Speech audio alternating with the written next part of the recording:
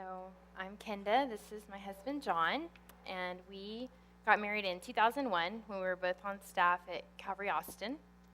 And 2 years later, we moved 1 hour north to Killeen, Texas, to church plants. And then after that, in 2004, our son Ethan was born. And then in 2006, our daughter Ethne was born. And we pretty much just enjoy our days homeschooling together at the house. Honey, are you playing words with friends? No. Are you sure? Okay, that's a snapshot of our house. No, but... So sweet.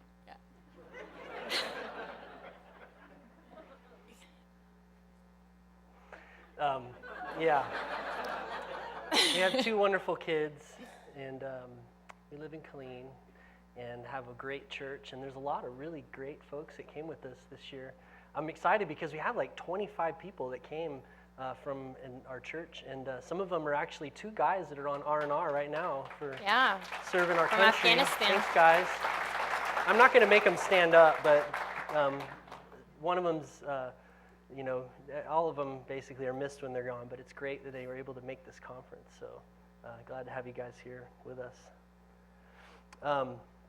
When it comes to this subject matter, I was really excited initially because, as a pastor, you do a lot of weddings, and you come into, communication about people's lives beginning and the vows that they're taking in marriage. And many times when I began to do premarital counseling and I start working with couples, I notice that, there's a lot of people that, it's sort of like, the vows and the actual ceremony of the wedding is more of a technicality than something that's really paid attention to. And over the years in marriage counseling, I've always gone back to when difficulties come, to say, well, hey, didn't you, want to spend the rest of your life with this person, and didn't you say, for better or for worse? And so many times those vows are something that, we come back to, but many times, and my point of even mentioning this is that vows many times, or promises, whichever thing you want to call them, are seen as something just that's sort of breezed over, and when in fact those vows are very preparatory and important, and they're not to be rushed through. And this is probably one of the things, if you're taking notes, you could probably write this down. But Ecclesiastes 5:5, Solomon said, "Better not to vow than to vow and not pay." And ultimately, the idea that he's trying to communicate is that, we need to take and make serious promises, not to just make promises or say vows on the fly. They're meant to be important. And I go out of my way as a pastor just when I'm doing a wedding and when I'm talking to a couple to say, hey, pay attention, because these are things that are going to ring in your ears the rest of your life. No, I don't say it that way, but I remind people. It's interesting because the dictionary defines the idea of a vow as sort of synonymous with an oath or a pledge or a promise. And really, we can think about the vows this way, especially when it comes to the marriage vows, as promises that define a relationship. Again, promises that define a relationship. To make a solemn promise or assertion is another way to think about it. That's, causes a person to act or to serve another in a certain way. But I want to ask you guys a question, and I sort of laugh when I think about the vows. I think about marriage. I think about some of the funny things that Bungie would say about marriage early on before I was married. And I remember this one wedding of our friend. It was like he's getting married, and when the camera comes to Bungie, instead of him just being like, oh, I'm so happy, he goes, oh, the fire's starting. And I'm thinking, dude, you're so negative. And but he was right. It was going to be rough. And I wanted to ask you guys this funny question. Have you ever seen the show Wipeout? I mean, seriously, that's an awesome show. I mean, we all love some way to watch people get pummeled and and just strange things that come out of nowhere and knock people sky high into the air. But seriously, nobody can complain when they go through the course and they get pummeled because they signed up for it, right? I mean, they want to get the 50 grand and win the show, but they signed up for it. I mean, seriously, guys, marriage is a lot like Wipeout. It is. You're going along, you make it over those big ball things that people never make it over, and you get to a certain point, and bam, you're hit right in the head, and, you get taken out.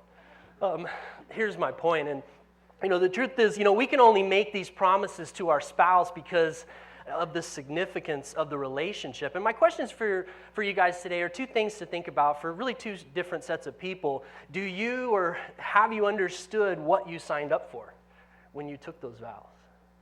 And do you understand what you are potentially signing up for? I think those are good things to consider. And one of the things that I wanted to share as we go into our story, this has been, a pretty challenging 3 years of our lives. 4, yeah. And, there are some early examples in my life and some things that I just want to make note of, because if you're here today and you're young, maybe you haven't got married, you're single, or you're older, you're single, you're going to get married.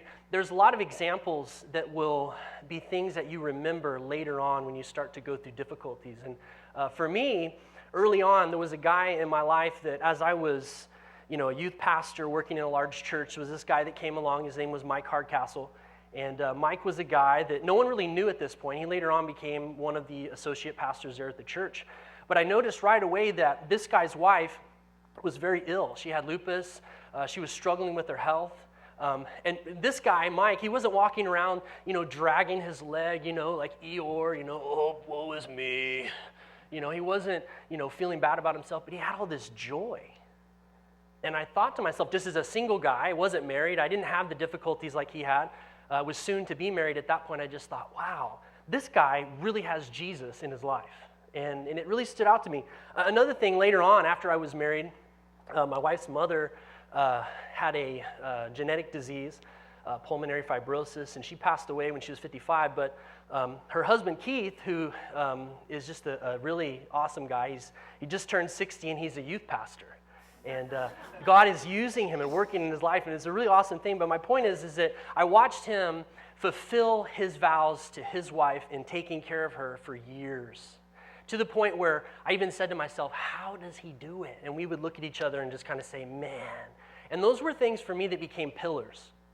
Became things for me that I looked to and I said, wow, these were men who I watched fulfill those vows and that they had made to their wives, and they inspired courage and commitment for me to be faithful as well.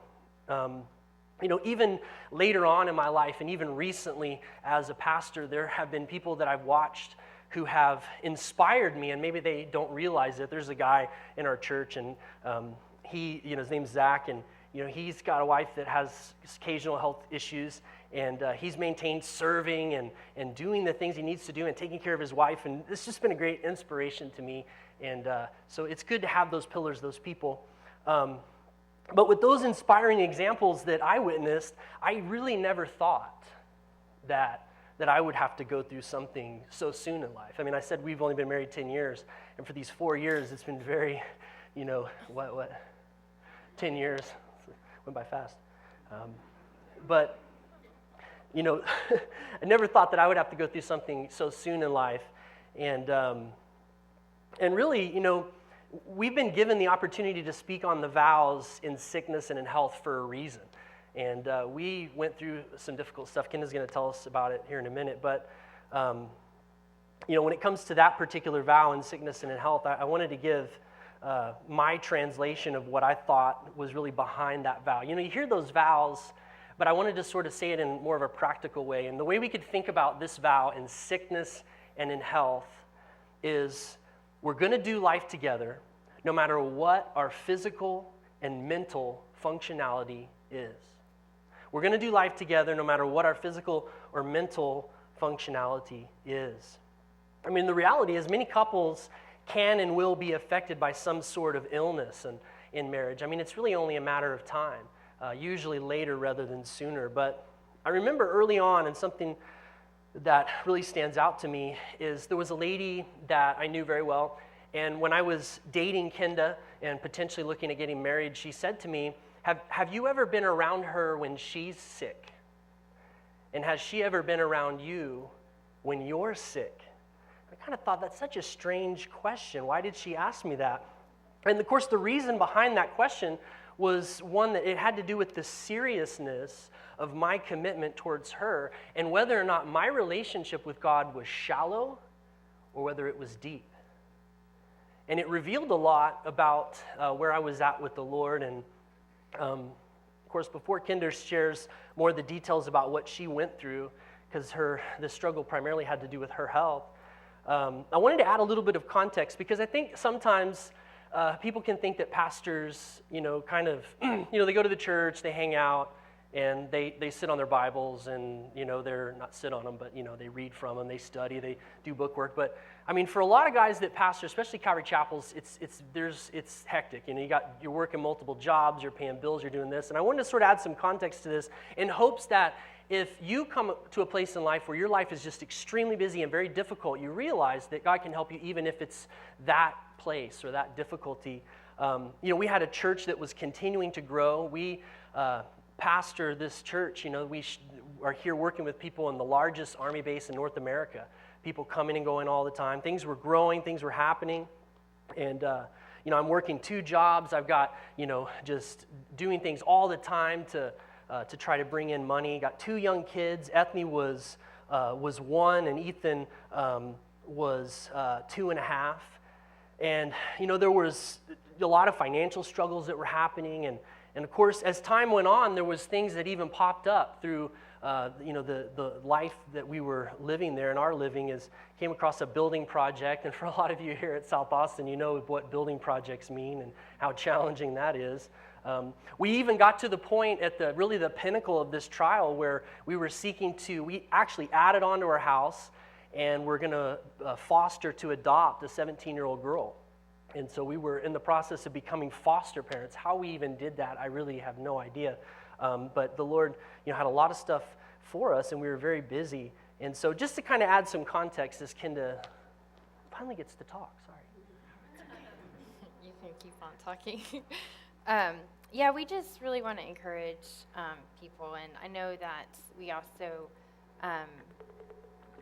hear stories and work with people with spouses that, they come home from the war with PTSD and stuff like that, and, just some really difficult long-term struggles. I know people with chronic illnesses and how that presents a challenge, and so we just really want to be able to encourage, and that's, our heart today. And basically in 2007, I started experiencing symptoms of an illness that wouldn't even have a name in my vocabulary for 3 more years.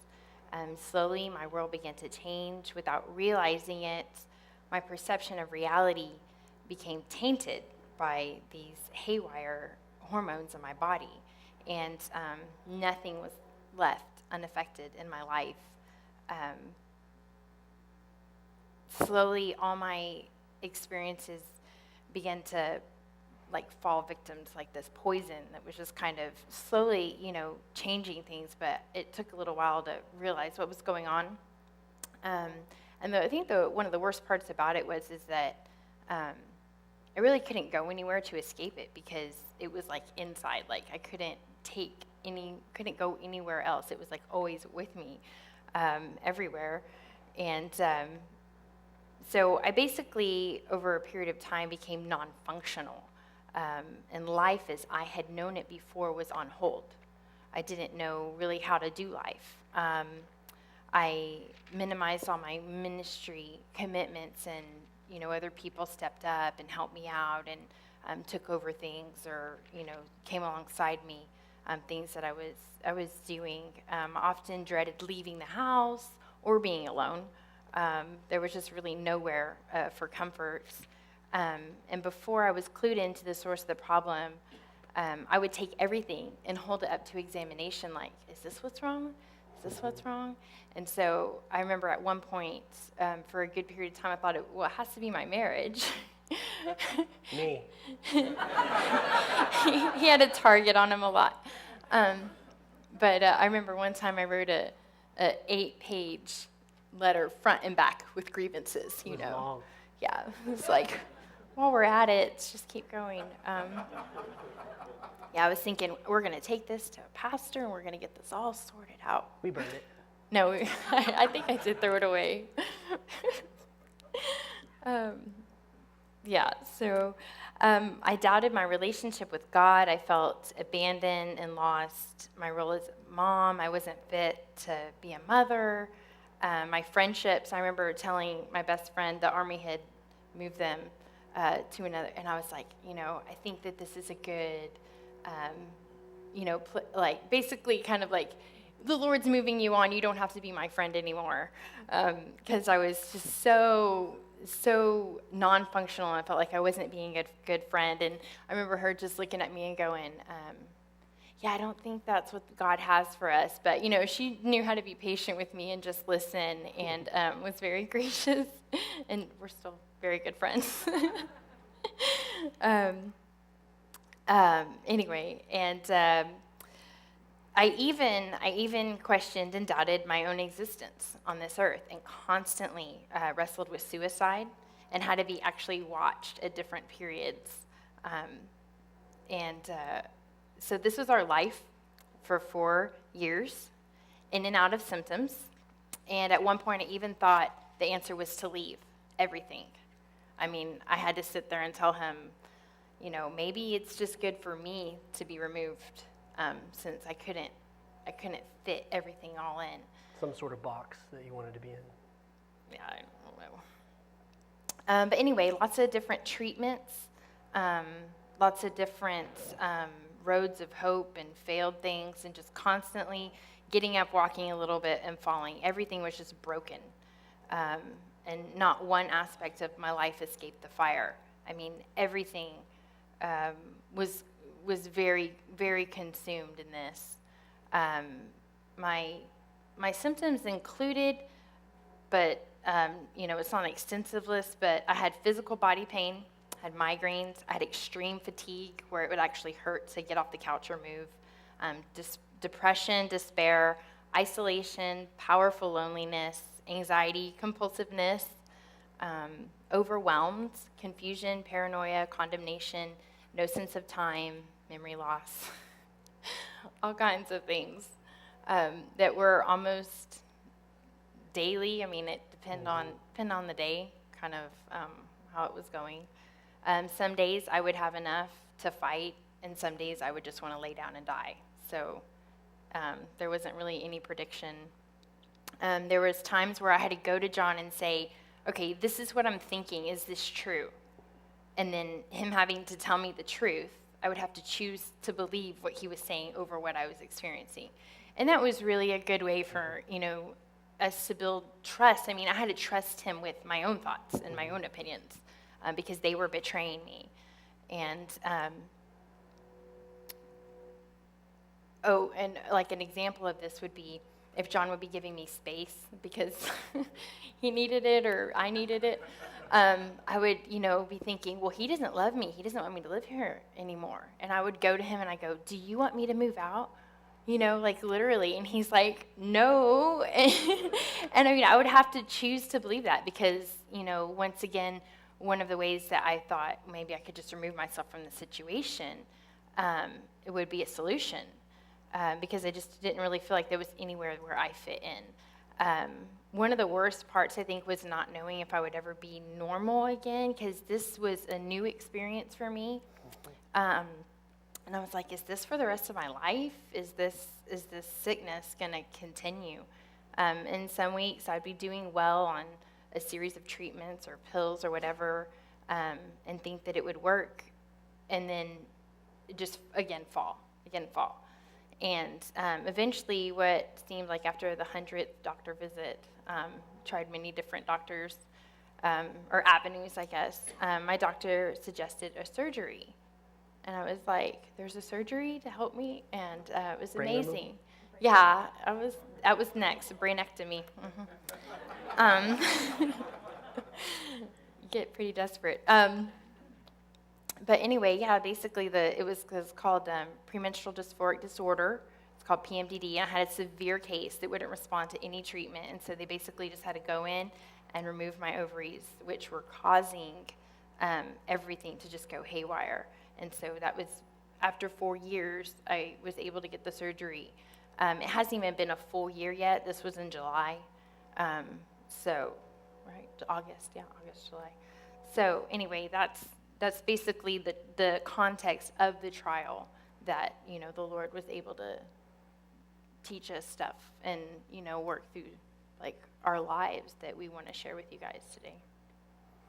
Yeah, and it's just as a note, it's interesting because even after the surgery and the diagnosis, it immediately changed. Like you immediately were freed from that, and that was really cool. I mean, isn't that an intense thing to have to go through for a pretty long period of time? And for Kenda, who, just to kind of give you guys a little bit of insight on what I love about my wife, is we were like months from getting married, and you said, "Hey, I want to compete in kickboxing." And just right before we get married, and I'm thinking, are you crazy? I don't want to marry someone with black eyes, And so Kenda's always been this really tough person, this really solid and really grounded. And so for her to go through this was really strange. It was just like, wow, what's going on here? So it was good for her to have that. And the Lord would give me like key verses sometimes to hold on to. And one of them was when I was kind of asking him, like, is this going to be the rest of my life? How am I going to do the rest of my life like this? It was John 11:4, and it was when Jesus is talking to Mary and Martha about Lazarus' illness. And it says, when Jesus heard that, he said, "This sickness is not unto death, but for the glory of God, that the Son of God may be glorified through it." In the next verse, it says that he loves Mary, Martha, and Lazarus. And although I had no clue how God was going to turn it into glory, I had to trust him. And I knew that he loved me with a perfect love that I did not understand at all, but he was going to unfold maybe more of that for me. Mm-hmm. And, if you guys have Bibles, we're finally right to the middle of this, and we're going to get in the Bible. But I want you guys to just turn to Ecclesiastes, one of the Old Testament poetry books there. I want you to look at Ecclesiastes 4, verses 9 through 12. And really the reason why I'm sharing this part of the Bible in this particular section was later I realized through this verse that many times have had a lot to do with weddings, and you sort of read some of these verses at weddings at different points. I understood that what God was showing me was something pretty cool, was that, hey, you've gone through this season of life, and here's why you were able to go through this season of life. Here's me showing you, even though you were clueless and trying to figure this whole thing out the whole time, here's the reality of what was going on. And so Ecclesiastes 4, 9 through 12, listen to what Solomon wrote. He says, "Two are better than one, because they have a good reward for their labor. For if they fall, one will lift up his companion. But woe to him who is alone when he falls, for he has no one to help him up. Again, if two lie down together, they will keep warm. But how can one be warm alone? Though one may be overpowered by another, two can withstand him." And this is the verse we often hear at weddings, and it says, "A threefold cord is not quickly broken." One of the things that I read was a great illustration, and something that I tested on Kenda the other night. We tested the braid scenario. But a braid appears to contain only two strands of hair. But the issue with the braid is if it's just two strands, it unravels really easy. And here's kind of the mystery behind it. What looks like two strands and is a real braid is actually three strands. And because people don't usually have multicolored hair, at least where we're from, you can't tell that there's actually three strands there. And so the idea is that the third strand, though it's not immediately evident, it keeps the strands tightly woven. And so the idea there is that in a Christian marriage, God's presence is like that third strand. It holds husband and wife together. The fact is, to give a little context to this, when Solomon saw all of the oppression to which people in the world were subject to, and you read this chapter and you're kind of like, man, dude, you were really negative. But he, basically, if you read this, he concluded that the dead, in verse 2 of chapter 4, the dead who already have died are happier than the living who were still alive. There's only some of us that can understand that verse, that are like, yeah, it's better to be with the Lord than it is to be here. As Bungie loves to quote that verse, it says it's better for me to remain in the flesh. You'll get that later. Bungie can explain it to you. But anyways, my point is, it's interesting that Solomon, cites several advantages there just in those verses, just a snapshot, because we don't have a lot of time, but I want you guys to get this, sort of a snapshot of the advantages of companionship is what's mentioned here. And one thing is verse 9 tells us that there's a better profit, there's a better return from a person's hard work when you have someone to labor alongside. There's help in time of difficulty, according to verse 10. There's a person's body heat that can keep another person from freezing. There's verse 12 speaks of protection in time of danger. I love this list because it definitely is true in the marriage relationship. Marriage should be a productive co-laboring project. And, marriage should be something where we help each other in times of difficulty. We need to seek to protect our spouse from danger. And, this, of course, is especially true if you have kids, protecting yourself from danger. I can give you some resources on that if you're interested.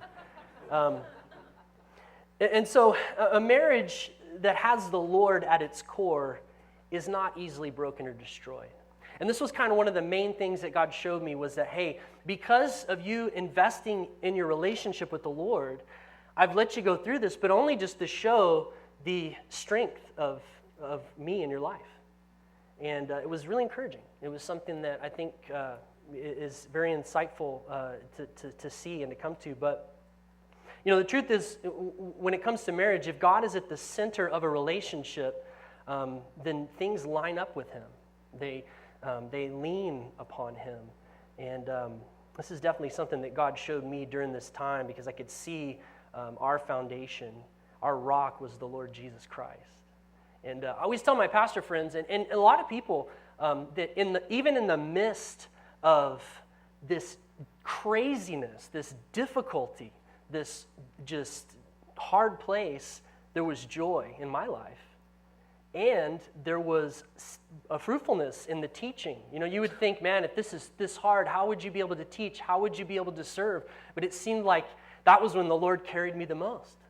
So the harder it is at home, the more the Lord carries you. So we need more trials. No, we don't need more trials, but it's just the idea that the Lord was our rock. So yeah, and another thing that made a huge difference, especially for me, because I couldn't really, our brains are the process center of our whole body, and so it was very hard for me to process Scripture or the presence of the Lord or worship with such a skewed perception on reality and truth. And so for me, the Lord really sent people as a support to me. And, they were relationships that I already had, that God had already invested in and built around me. And then in the face of a trial, we're just really strengthened. Let me say one thing real fast, Yeah. and this is kind of cool because one thing that I thought was admirable of Kenda in this place of difficulty, and one of the things that I admire about her through this is even though you minimized your ministry commitments, a lot of that support structure and those people were people that you knew in the process of still serving, even though you felt the way you felt. I mean, you led worship for a good amount of time, even in that place, but the Lord still used you. And so those relationships came from there. Just a little side thought. Yeah, but I often say I have no idea how I would have gotten through that without my sisters in the Lord. And I was just really thankful for so many people in my life. And looking back, I'm thankful just for God placing me in a safe place in the storm. I really felt like He had set me up on that cleft in the rock, because the storm was coming. So, yeah, as a pastor, part of my support structure, and this is one of the things that we want to offer and sort of encourage, and we'll get even more detailed into this. But as a pastor, I look to many of my pastor friends for support. And I have a guy that actually is a pastor of a local church in the area where I'm from, and often would, get to talk to him and pray with him. But mostly I was calling Bungie, hey dude, I need some prayer. And, Bungie would pray for me. And it was cool just to have someone to call. And of course, I've known Bungie, man, it's been like 20 years because I met you when I was 14 and I'm 34. So 20 years of craziness. And, would call him and ask for prayer. And it was cool because, having someone to talk to was very important. And a lot of times, guys, even though, I had people that I could call, a lot of the times my support was the Lord. And I would just go to the Lord and just say, really, first and foremost, Lord, the woman that you've given me, something's wrong with her, Lord. What's the deal? No, I'm just kidding. But I did go to the Lord and ask him and say, Lord, I need you to give her strength and perspective and help me to know what to say or what not to say and to just pour my heart out to the Lord. And, I needed to, just seek his face. A lot of times it's important, I think, to understand what it's like as a husband to go through something like this. And, it requires a lot of caregiving and basically, not dropping the things that God has placed in your stewardship that are outside of the home, that are important ministries that you've been inspired and called to do, and continuing those but maintaining the home, and that was a very challenging thing. There are some principles that I wanted to mention to you guys, and Kenda will as well share, but one of the things that I really was excited about, one of the things that really smacked me over the head, and I want to always be careful. As a Christian, you can always say, you can do this, you can make this mistake. I learned that. You ever said that? Said you learned something past tense, and then God comes along and goes, no, you didn't. You thought you did, but you didn't. And then he teaches you again. So I want to be careful I don't say that because I don't want to get hit over the head again. But, one of the things the Lord really smacked me over the head with, and what he was really showing me, was that I have to have my joy from the Lord, not my circumstance, and not my spouse. So many times I watch people, couples, individuals that look to their spouse or look to their circumstance for joy or for happiness or for sustainment, and it's always fleeting. It's always up and down. It's always a roller coaster ride. And the Lord was just showing me, look, you have got to depend upon me for your strength. I needed to be dependent on him more than anyone else. And so he sort of put me in the school of the learning process with regards to that, to get me more understanding of this principle. I needed to just love him. But I guess that's why people say that love at first sight is easy, but love after a lifetime of looking at each other is a miracle.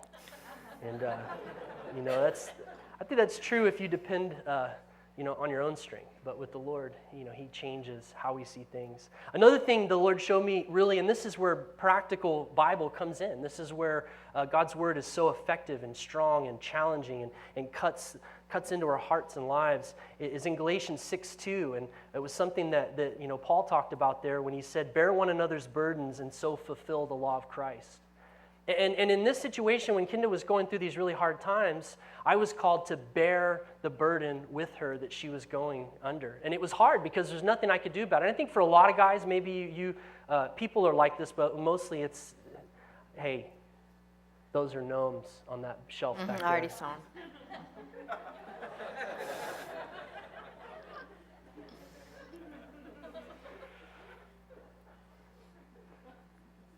Bearing one another's burdens is hard when you feel like you can't do anything to help the other person at all.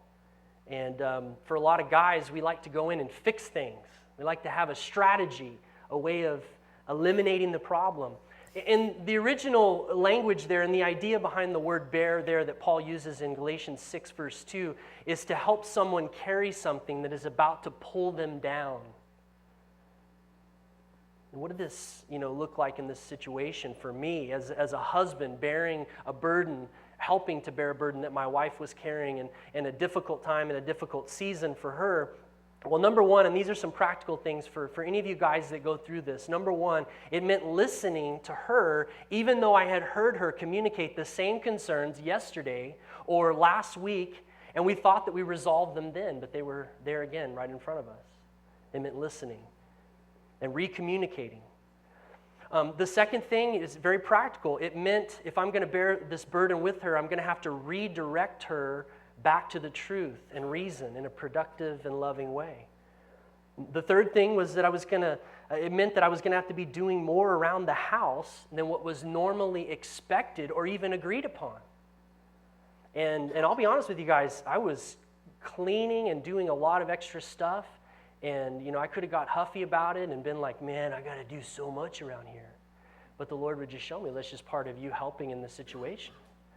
And sometimes when we as husbands don't pick up those things when our wife is going through a hard time, it can be just an overload for our spouse. And I know that because I was a janitor so long as a young guy, Yeah, you got to marry a janitor. You got to marry a janitor. It's like, that's very helpful. Toilet cleaning ministry. No, but I do want to say, John, obviously he did a really awesome job, and really his steadfastness really helped me. I mean, he didn't waver at all, and that helped me just to have a visual, reminder that of the Lord, really, him being the Lord to me. Through that, and that's really what we're called to do. Bob and Lori talked about, and Bungie and Brenda, just that we love with the love that the Lord's given us, and I really felt like that's what he did. And another thing that was big for me in my relationship with the Lord was trusting him beyond my understanding, because there was so many painful days so far away from his comforting presence. And I would read in the Bible and I'd be like, it says we have refuge. It says we have, access to your presence. Why don't I? And just really feeling like I got kicked out somehow. But I just concluded like Peter in John 6:68, Lord, to whom shall we go? You have the words of eternal life. And I just knew that there was nowhere else. If I had to sit and wait on him, then that's what I was going to do, because there was nowhere else for me to turn. And I just really felt God's hand of faithfulness, because I wasn't able to sustain that. He sustained that for me, and I could just fully rely on him. And I just say over and over again, it wasn't my faithfulness. It was his faithfulness to me and to our marriage, and to the work that he has us doing, and to the commitments that we have in our hearts, but we're unable, honestly, just unable to perform without him doing it. And, looking back, I felt anchored. Again, just felt anchored, and my life could have shipwrecked because I could have made some bad choices in that place, looking for escape or looking for a solution that was outside of his will for us. So I just really leaned on John for strength and protection, and it was submission in true form, because the trial exposed many flawed ways of my thinking and my expectations, and in many ways it simplified our life to the basic needs. It's like whenever you're healthy, you're kind of doing life at about like 90 miles per hour. I know some of us a little bit faster than others, maybe, especially in Austin.